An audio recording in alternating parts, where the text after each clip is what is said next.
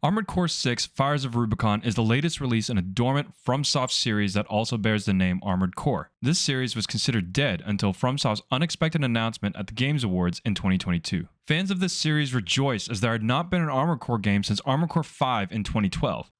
This reveal was out of left field as the Armored Core series, while fairly well thought of, was a pretty niche game series and was a surprising follow-up to FromSoft's much more well-known Souls games, with Elden Ring being the spiritual successor and evolution of the series.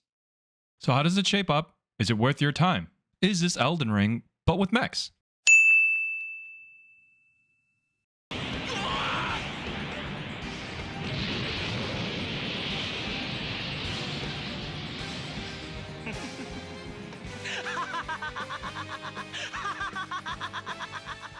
Well, the teal deer of this one is that no, this is not Elden Ring with mechs. Where Elden Ring and the Soulsborne games in general are about exploring dilapidated fantasy realms and slowly growing your character with enhancements to weapons and armor, and making progress towards a defined endpoint in an area, Armored Core goes to the classic formula that is always maintained. The loop is this: you customize your mech, undertake missions, complete missions to progress a story, and gain currency to further outfit your mech, and then you go back to the beginning of the loop. There is no open world, there's no cruising between locales, and no fast travel. The gameplay is also a far cry from Elden Ring's sometimes extremely deliberate weapon animations. Combat is fast and frenetic. If you've ever seen a Gundam anime, imagine that, but you get to be the pilot. Movement can vary depending on the individual mech build, with your legs being the biggest determinator of your build's movement, but you will always have access to some form of quick boost, vertical jump, a jet-assisted hover, and a forward boost that puts sonic speed dash to shame. Weapon variety is also fairly large. You can get access to one weapon or attachment for each arm, and then one each per shoulder. The weapons can be anything from shotguns, laser swords, flails, missiles, bazookas, or energy shields. The variety is staggering. Each of the attachments has its own pros and cons. They vary in damage, damage type, ammo pool, how much stagger damage they can do. The stats for each one can be endless and very daunting. You're kind of spoiled for choice, and it all rolls up to what kind of mech do you want to pilot. And what's more important, can you solve the problems that the game presents to you? At 50%.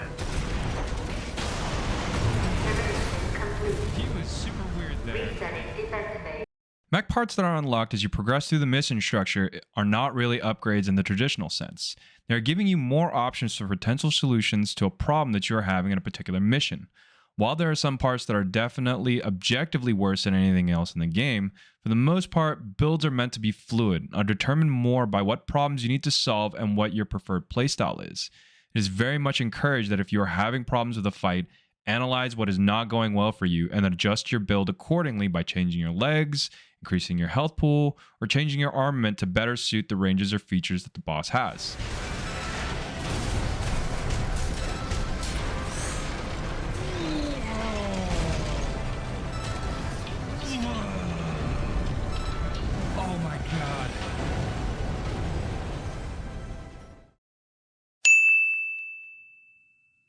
Coral reefs. Their bright, vivid colors can be seen in tropical ocean waters around the globe. Beyond their brilliant appearance, the story is completely nonsensical. Maybe I was missing out on key points of the story, or maybe there was a lot of background that was fleshed out in previous Armored Core games. But through most of the story, all I really got about it was that the planet has a resource, which was coral. Everyone has their own agendas on how to treat said resource, and you're just kind of around to do missions to take advantage of people's agendas. There is a little bit of complexity that is introduced later with regards to Walter and Cinder Carla, but for the most part, I had some problems trying to suss out the story using just what the game had explained to me. Honestly, I ended up having to read a wiki article on the game just to figure out enough to put in this section of the review. With all that being said, maybe there is more story in New Game Plus, or maybe there's some more lore in the items or in pickups in some of the missions. But at least through my initial playthrough, I found the story to be a little lacking outside of just providing me a basic conceit to blow up mechs and grow my bank account so I could blow up mechs better. Oh, great. I am but a single wave, born from the coral tide. This is still nonsensical story. A Rubiconian without a body.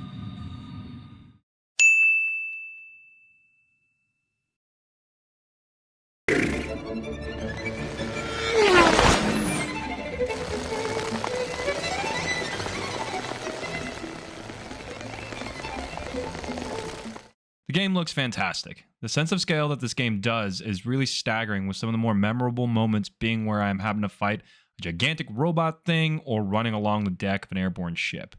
The designs of the different cores also match that mech sci-fi feel. And on top of that, there's a ton of color scheme choices and full-on emblem customization if you're interested in doing that. It's also one of the most beautiful games in motion. Going back and watching footage of my streams, it looks really cool just to watch the mechs quick boost around, fire off missiles, and watch everything just happen in motion. Voice. 621. I see it next to you. Yes. Kipling for the fire. Raven, we're re-entering Rubicon's atmosphere. There's no time. Hurry! Once something's alive, it doesn't die easy. It's $500, you have no choice of carrier, the battery can't hold a charge, and the reception isn't very— Shut up and take my money! When I played it through on stream, I was surprised how good it felt to clear mission after mission. I also never really felt like I was slogging through this game. The missions were relatively well paced, and because of the generous shop system and checkpoints, I never felt like I was getting stuck like I often would in Soulsborne games. The controls and gameplay are kind of arcadey, but they never feel too easy, giving you just enough to make you feel deadly without making you feel overpowered. The only real drag on this is that the story is definitely very anime-esque, in not a great way. While I have often embraced FromSoft's story and lore in previous games like Elden Ring and their Soulsborne games, there are just too many holes in this particular plot that are just kind of leaving me confused about the nature of the planet that I'm on and the resource that everyone seems to want to fight over. With that being said, I highly recommend this game. It definitely feels like FromSoft was able to show that they aren't just the guys who make that really hard game, and I'm happy to see a resurrection of this franchise that I thought I would never see another game from ever again. Quite a bit of time to get through that before Starfield. You have now reached rank A. But this game's a blast, man. I love it. Subject AC. Deep down. If mechs are your Call thing and you sign, like fast-paced gun combat, 2-9. this is it. Commencing He's evaluation. a big, thick boy. Main system activating combat mode.